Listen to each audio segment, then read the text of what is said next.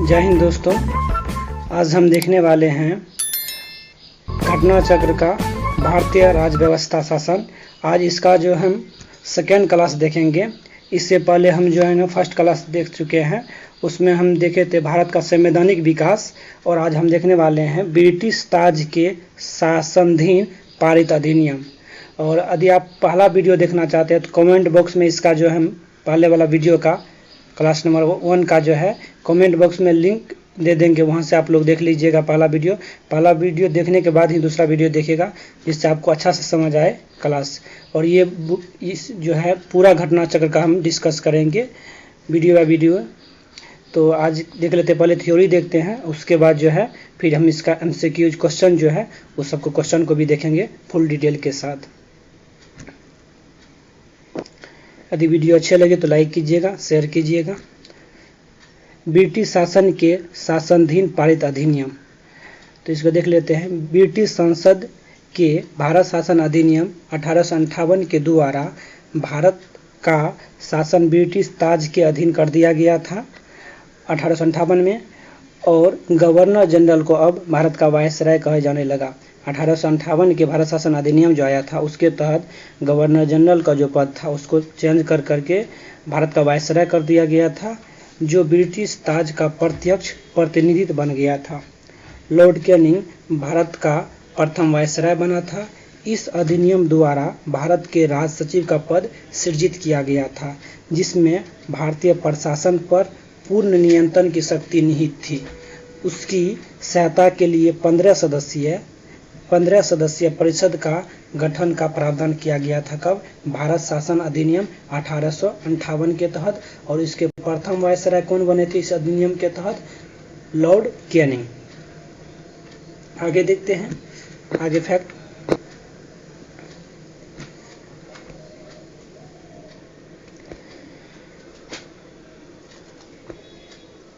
Viceroy बन गए थे, प्रत्यक्ष कर दिया गया था। और भारत के राज सचिव के पद सृजित किया गया था, जिसमें भारतीय प्रशासन पर पूर्ण नियंत्रण की शक्ति निहित थी। उसकी सहायता के लिए 15 सदस्यीय परिषद का प्रावधान किया गया था।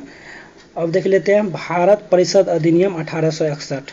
भारत परिषद अधिनियम 1861 के द्वारा कानून बनाने का अधिकार प्रक्रिया में भारतीय प्रतिनिधियों को शामिल करने की शुरुआत की गई थी।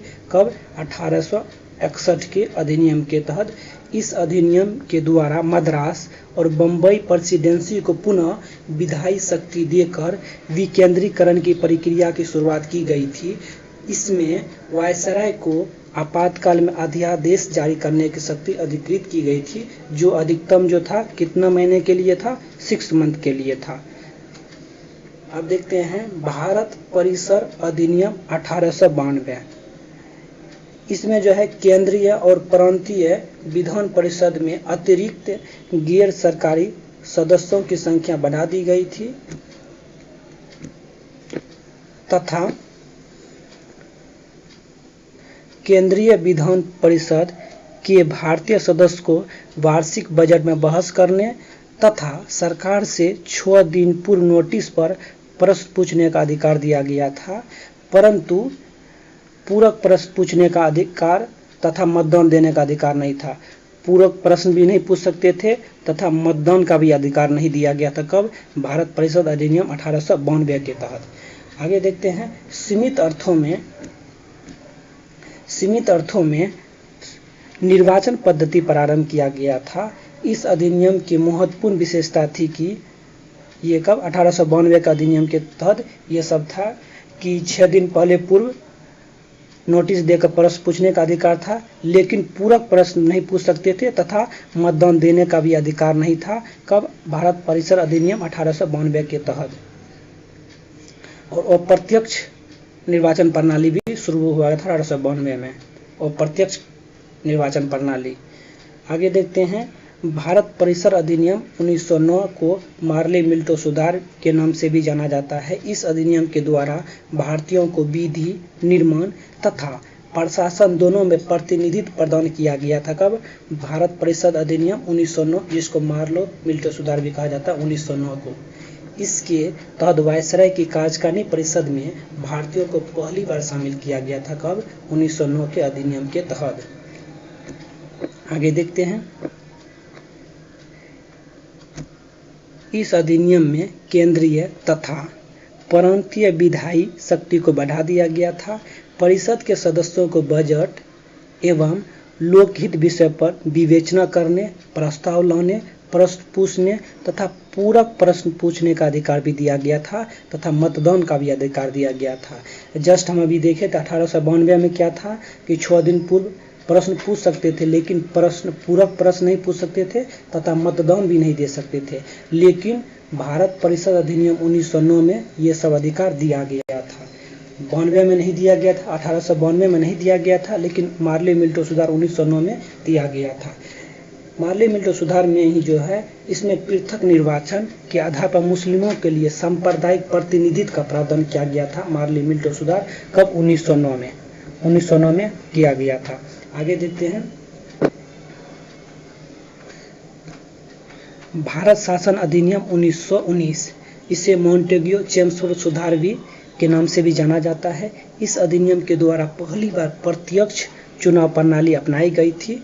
हम अभी जस्ट देखे थे 1892 में वो प्रत्यक्ष निर्वाचन प्रणाली की शुरुआत हो गई थी, लेकिन 1919 में क्या था? प्रत्यक्ष चुनाव प्रणाली अपनाई गई थी। सांप्रदायिक आधार पर निर्वाचन प्रणाली के विस्तार करते हुए सिखों, भारतीय ईसाइयों, भारतीय एंग्लो भारतीयों तथा यूरोपियों के लिए भी लागू कर दिया गया था। कब? मॉन्टेग्यू चेम्सफोर्ड सुधार 1919 के तहत ये सब प्रावधान किए गए थे।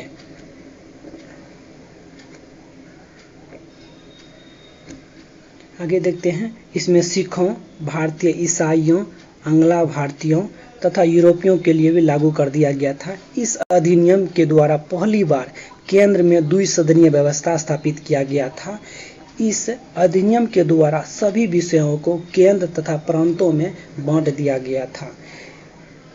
इसी अधिनियम के तहत 1919 के अधिनियम के तहत जो है द्विसदनीय केंद्रीय विधानमंडल समस्त ब्रिटिश भारत के लिए एक कानून बना सकती थी और इस अधिनियम के तहत प्रांतों में द्वैत शासन प्रणाली लागू किया गया था और प्रांतीय विषयों पर 2 भागों में आरक्षित और हस्तांतरित विषयों को बांट दिया गया था। और इस अधिनियम में पहली बार उत्तरदायित्व शासन की बात कही गई थी। कब?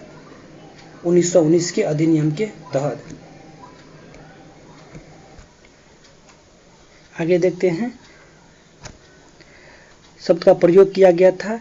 इसके अंतर्गत एक आयोग का गठन किया गया जिसका कार्य 10 वर्ष बाद इस अधिनियम की समीक्षा करने के बाद अपनी रिपोर्ट प्रस्तुत करना था। अब देखते हैं। भारत शासन अधिनियम 1935। सर्वप्रथम भारत में संघात्मक सरकार की स्थापना की गई। इस अधिनियम के द्वारा प्रांतों में द्वैत शासन को समाप्त किया गया। प्रांतों में द्वैत शासन जो 1919 में लागू हुआ था, इसको भारत शासन अधिनियम 1935 में समाप्त कर दिया गया तथा केंद्र में द्वैत शासन प्रणाली की लागू किया गया था। और भारत शासन अधिनियम 1935 में भारत में मुद्रा एवं साख पर नियंत्रण के लिए भारतीय रिजर्व बैंक की स्थापना की गई और सांप्रदायिक निर्वाचन प्रणाली का विस्तार करते हुए दलित भारतीयों एवं महिलाओं एवं श्रमिकों को इसमें सम्मिलित किया गया था। भारत शासन अधिनियम 1935 के तहत।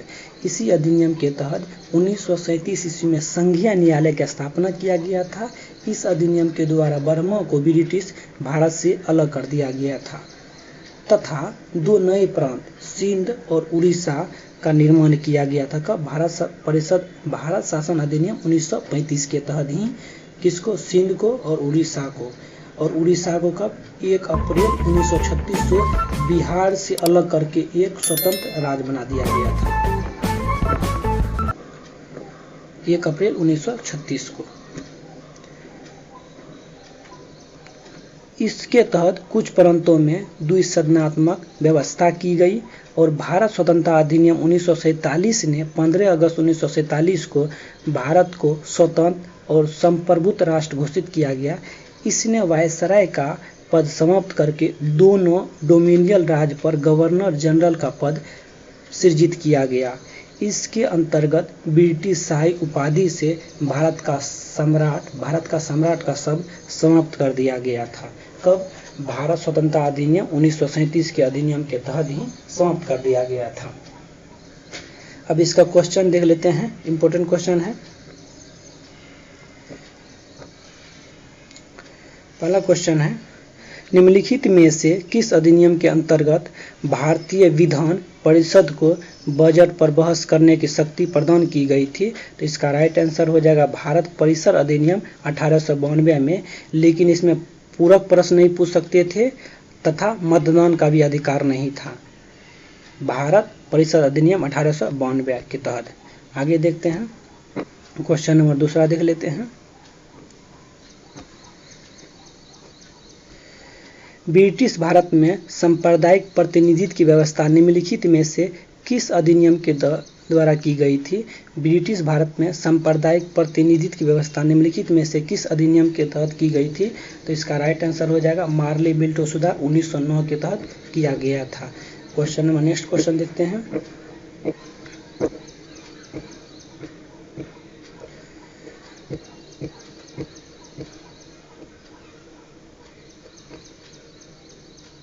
नेक्स्ट क्वेश्चन है, निम्नलिखित में से किस एक अधिनियम के द्वारा भारत में संघीय न्यायालय की स्थापना किया गया था? तो इसका राइट आंसर हो जाएगा भारत शासन अधिनियम 1935 के तहत 1937 में किया गया था। तो इसका राइट आंसर हो जाएगा option number D. Option number D हो जाएगा, 1935 में किया गया था। भारत शासन अधिनियम 1935 अधिनियम के तहत 1937 ईस्वी में किया गया था संघीय न्यायालय की स्थापना। आगे देखते हैं question number next. Question number 4 है, भारत का संघीय न्यायालय निम्नलिखित में से किस वर्ष स्थापित किया गया था? तो इसका राइट आंसर हो जाएगा भारत शासन अधिनियम 1935 के तहत 1937 में किया गया था। नेक्स्ट क्वेश्चन है, केंद्र में द्वैध शासन किस अधिनियम के अंतर्गत स्थापित किया गया था? तो इसका राइट आंसर हो जाएगा भारत सरकार अधिनियम 1935 के तहत जो है केंद्र में द्वैध शासन और प्रांतों में द्वैध शासन कब था? 1919 में। आगे देखते हैं क्वेश्चन नंबर 6।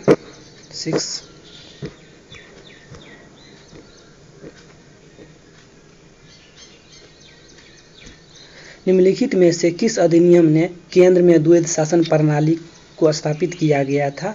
तो इसका राइट आंसर हो जाएगा केंद्र में द्वैध शासन स्थापित किया गया था कब? 1935 में और प्रांतों में 1919 में। नेक्स्ट क्वेश्चन है क्वेश्चन नंबर 7।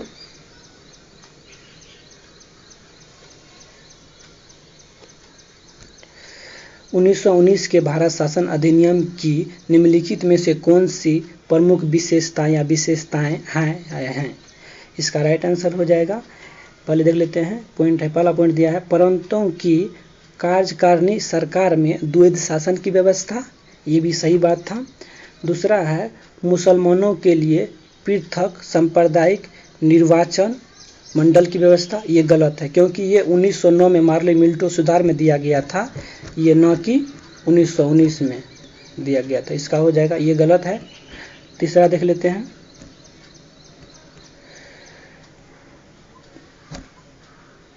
केंद्र द्वारा प्रांतों को विधायनी शक्ति का हस्तांतरण, ये भी सही है। तो इसका राइट आंसर हो जाएगा कौन? ऑप्शन नंबर 1 सही है, 1 सही है और 3 सही है, यानी ऑप्शन नंबर सी हो जाएंगे 1 और 3। आगे देखते हैं क्वेश्चन नंबर 8वां क्वेश्चन देखते हैं। निम्नलिखित में से किसने ब्रिटिश भारत में प्रांतीय स्वायत्त शुरू किया है? प्रांतीय स्वायत्तता शुरू की थी। इसका राइट आंसर हो जाएगा भारत सरकार अधिनियम 1919 के तहत किया गया था प्रांतीय स्वायत्तता। कब? भारत सरकार अधिनियम 1919 के तहत। नेक्स्ट क्वेश्चन है क्वेश्चन नंबर 9।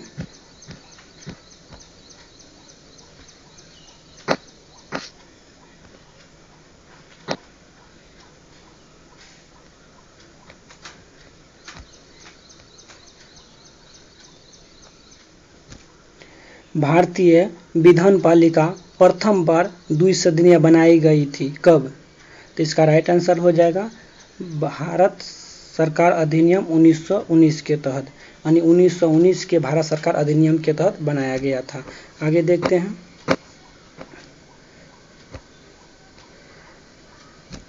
केंद्र में कौन सा एक्ट द्विसदनीय विधायिका लाया गया था? विधायिका लाया, तो इसका राइट आंसर हो जाएगा 1919 के एक्ट के तहत।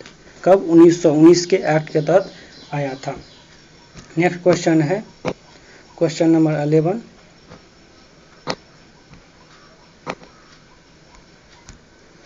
नेक्स्ट क्वेश्चन है क्वेश्चन नंबर 11।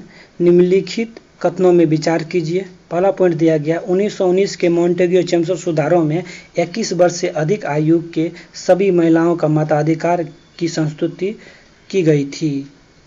दूसरा है 1935 के गवर्नमेंट ऑफ इंडिया एक्ट में विधानमंडल में महिलाओं के लिए आरक्षित स्थानों का प्रावधान किया गया था। ये सही है, ये सही है। और ये दूसरा पहला नंबर जो है ये गलत है, तो इसका राइट आंसर हो जाएगा option number B. Option number B हो जाएगा केवल 2 हो जाएगा, क्योंकि हम जानते हैं कि मॉन्टेग्यू चैम्बर सुधारों में अविभक्त भारत सरकार अधिनियम 1919 द्वारा महिलाओं को मताधिकार प्रदान किया गया था, परंतु यह सीमित वर्गों के लिए महिलाओं के लिए ही था, न कि सभी के लिए। और सभी महिलाओं को के लिए वयस्क मताधिकार आधारित नहीं था, सभी के लिए नहीं था, कुछ वर्गों के लिए था। इसीलिए पहला ऑप्शन गलत हो जाएगा, केवल इसका 2 हो जाएगा सही। क्वेश्चन नंबर नेक्स्ट देखते हैं। 12 नंबर क्वेश्चन है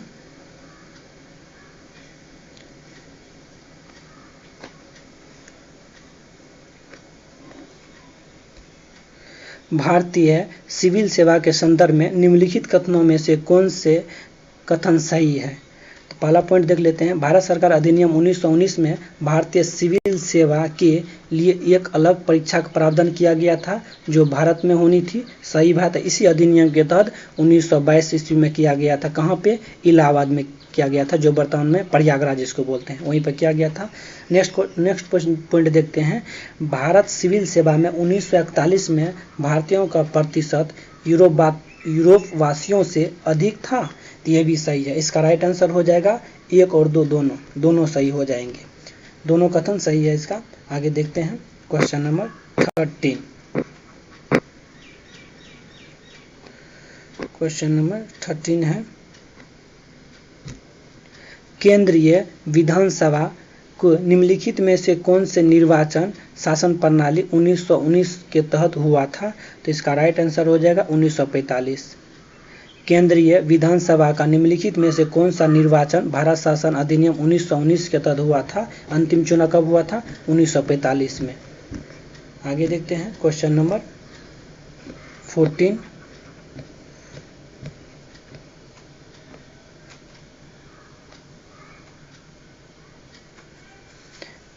दोस्तों इसका जो है ना 2 आंसर हो जाएंगे।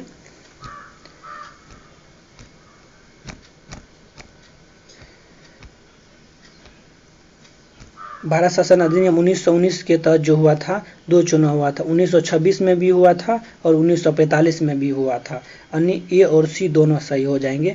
1926 में भी हुआ था और अंतिम चुनाव पूछा कब हुआ? तो 1945 में। इस अधिनियम के तहत 1926 में और 1945 में चुनाव संपन्न हुआ था। आगे देखते हैं क्वेश्चन नंबर 14। क्वेश्चन नंबर 14 है भारत शासन अधिनियम 1919 के अंतर्गत भारतीय विधायिका का अंतिम निर्वाचन किस वर्ष आयोजित हुआ था? तो इसका राइट आंसर हो जाएगा, अभी हम जस्ट देखे थे, 1945 हो जाएंगे। 1919 के अधिनियम के तहत 1926 में भी चुनाव हुआ था और 1926 में, और दूसरा 1945 में। अंतिम चुनाव 1945 में। और पूछ रहा है अंतिम निर्वाचन कब हुआ था? तो 1945। आगे देखते हैं क्वेश्चन नंबर 15।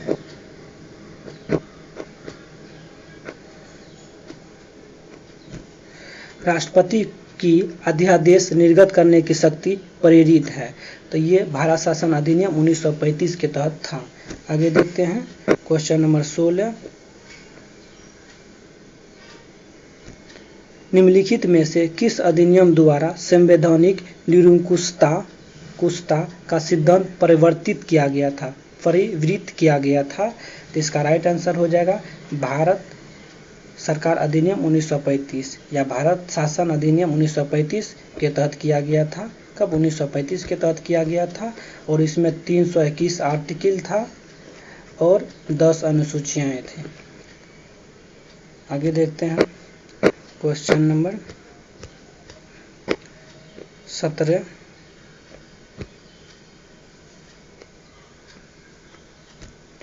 भारत के संविधान में केंद्र और राज्यों के बीच शक्तियों का विभाजन इनमें से किसमें उल्लेखित योजना पर आधारित है? तो इसका राइट आंसर हो जाएगा भारत सरकार अधिनियम 1935 के आधारित है। भारत शासन अधिनियम के 35 के तहत ही लगभग भारतीय संविधान, वर्तमान जो संविधान है इसमें लगभग 251 आर्टिकल हुबहू है, भारत शासन अधिनियम 1935 के तहत ही।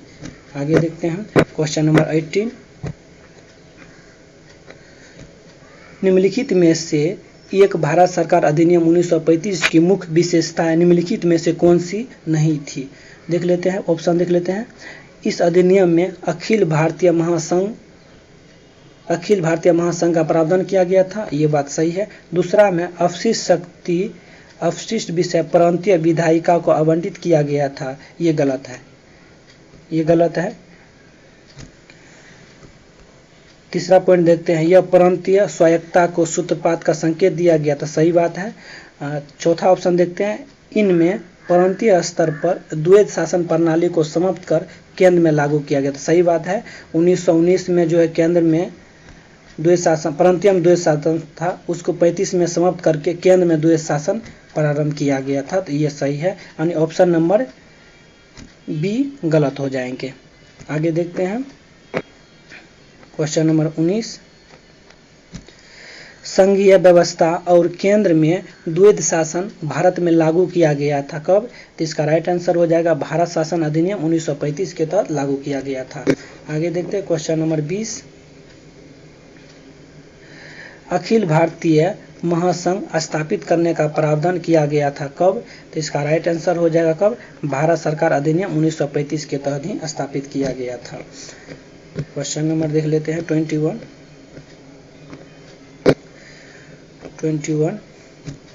निम्नलिखित में से किस एक अधिनियम ने भारत में संघीय शासन की व्यवस्था दी गई थी? संघीय शासन व्यवस्था दी गई थी, तो इसका राइट आंसर हो जाएगा भारत सरकार अधिनियम 1935 के तहत ही दिया गया था। नेक्स्ट क्वेश्चन है क्वेश्चन नंबर 22। 1935 के अधिनियम द्वारा स्थापित संघ में अवशेष शक्तियां दी गई थी, किसको दी गई थी? गवर्नर जनरल को दी गई थी अवशेष शक्तियां। आगे है क्वेश्चन नंबर 23। निम्नलिखित में से कौन सा एक भारत शासन अधिनियम 1935 में स्वीकार किया हुआ महत्वपूर्ण और अस्थायी अवयव नहीं है? तो इसका राइट देख लेते हैं, ऑप्शन देख लेते हैं। पहला ऑप्शन है देश के लिए लिखित संविधान। भारत शासन अधिनियम 1935 में लिखित संविधान की बात नहीं कही गई थी। दूसरा में है विधानसभा के लिए निर्वाचित और जवाबदेही प्रतिनिधि, ये भी सही है। तीसरा है एक संघ पर जोर पर विचार दिया गया था, ये भी सही है। और चौथा ऑप्शन देखते हैं विधानमंडल के लिए सरकारी सदस्यों का समवाचित नोमिनेटेड किया गया था, ये बात सही है। यानी ऑप्शन नंबर क्या हो जाएंगे? ए, ये गलत हो जाएंगे। इसका राइट आंसर क्या हो जाएंगे? देश के लिए लिखित संविधान की बात नहीं कही गई थी। आगे देख लेते हैं क्वेश्चन नंबर 24। 1935 के गवर्नमेंट ऑफ इंडिया एक्ट क्यों महत्वपूर्ण है? बाय ऑप्शन चलते हैं। यह भारत सरकार संविधान का एक प्रमुख स्रोत है, यह भारतीय संविधान का एक प्रमुख स्रोत है, ये भी सही है। दूसरा देख लेते हैं इसके द्वारा भारत को स्वतंत्रता मिली थी, ये गलत है। तीसरा ऑप्शन है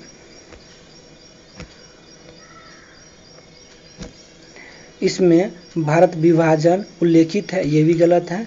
चौथा में है इसके द्वारा रियासतें समाप्त हो गई थी, ये भी गलत है। यानी ऑप्शन नंबर सिर्फ एक सही हो जाएंगे। और आज का लास्ट क्वेश्चन देखते हैं इस क्लास का सेट का। निम्नलिखित में से अधिनियमों में से किस अधिनियम के फलस्वरूप बर्मा को भारत से अलग कर दिया गया था? तो इसका राइट आंसर हो जाएगा गवर्नमेंट ऑफ इंडिया एक्ट 1935 के तहत जो ही है भारत से बर्मा को, जिसको अभी वर्तमान में म्यांमार कहते हैं, इसको अलग कर दिया गया था। तो आज इसको हम यहीं तक रखते हैं। फिर नेक्स्ट वीडियो में जो है हम दूसरा चैप्टर को देखेंगे और इसका ये घटना चक्र का हम पूरा बुक का थ्योरी प्लस ऑब्जेक्टिव क्वेश्चन जितना भी सबको करेंगे। यदि वीडियो अच्छे लगे तो लाइक कीजिए, शेयर कीजिए, सब्सक्राइब कीजिए। और पहला वीडियो यदि आप तक अभी नहीं देखे आप लोग तो इसका कमेंट बॉक्स में हम लिंक दे देंगे, वहाँ से पहला वीडियो देख लीजिएगा, उसके बाद दूसरा वीडियो देखिएगा, जिससे आपको बहुत अच्छा हेल्पफुल मिलेगा। धन्यवाद।